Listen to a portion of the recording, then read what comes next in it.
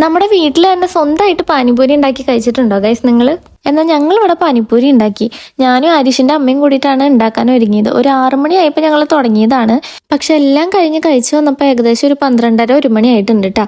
അപ്പം നിങ്ങൾ വിചാരിക്കും ഇതുണ്ടാക്കാൻ ഇത്രയ്ക്കും ബുദ്ധിമുട്ടാണോ എന്ന്. പക്ഷെ അല്ല ഗൈസ്, വളരെ സിമ്പിളാണ് ഇത് ഉണ്ടാക്കാനായിട്ട്.